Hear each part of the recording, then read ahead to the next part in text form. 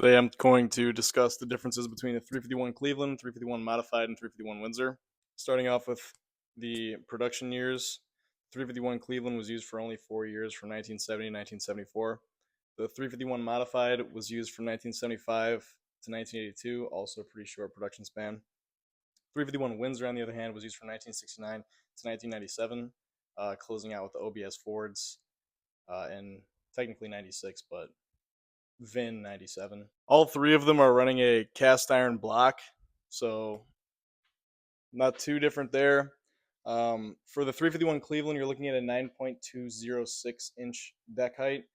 For the 351 Modified, which is the one that is pretty distinctly obvious to tell just by looking at it because it just looks gigantic.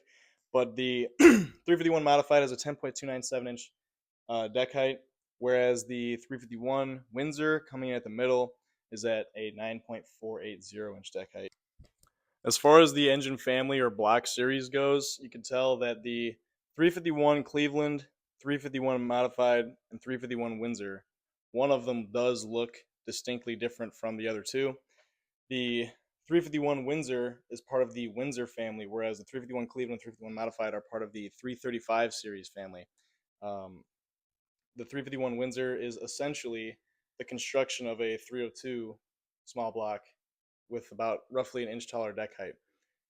The 351 Cleveland and 351 Modified both share the 335 series, making them more of a similar block, whereas the 351 Windsor is more similar to the 302, just with a taller deck height. As far as bore and stroke, they obviously all have the same displacement. You're looking at 4 by 3.5. And for weight dressed, you're looking at about 550 pounds for the 351 Cleveland, about 570 to 600 pounds for the 351 Modified, and about 510 to 525 pounds for the 351 Windsor. The 351 Cleveland shares the same bell housing pattern as a small block Ford, whereas so does the 351 Windsor.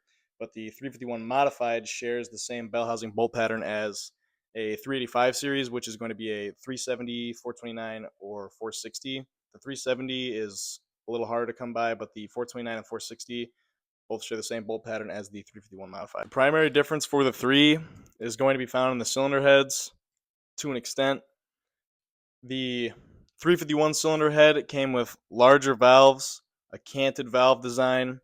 It was designed more for high RPM, and they also were running a 4-valve setup, whereas the 351 Windsor did that for a little while, but not the entirety of its production years.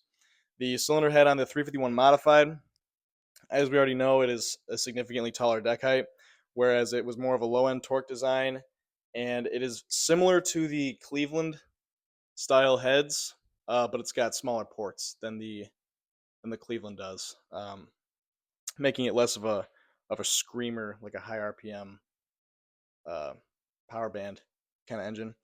The 351 Windsor eventually in '94 came with a roller cam.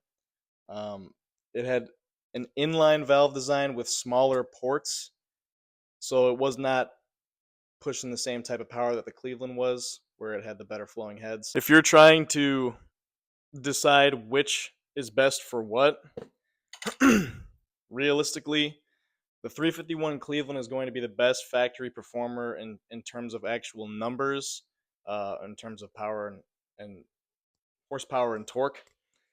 Whereas you're looking at from in 1970, you could get them optioned between 250 to 300 horsepower and 355 to 380 foot-pounds of torque.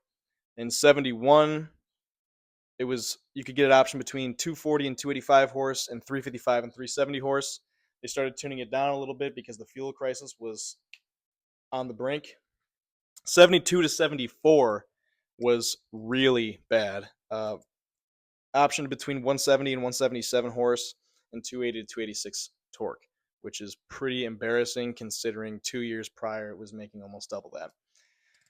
The 351 Modified made about 148 to 160 horse, depending on what year and what option, and about 260 to 270 foot-pounds of torque. The 351 Windsor in 69 to 70 made 290 horse and 380 foot-pounds of torque. Whereas in 71, it made 285 horsepower and 370 foot-pounds of torque. In 72 to 76, it was choked all the way back to between 148 and 177 horse and 270 and 284 foot-pounds of torque. In 87 and 96, which is after they switched to EFI, it would have been about 210 horsepower and about 325 foot-pounds of torque pretty consistently. They didn't really alter it that much after they put EFI on it, except in 94 when they threw the roller cam on it. Overall, the 351 modified has a very beefy construction, and it's already compatible with a big block driveline, given that it already has the same bell housing pattern.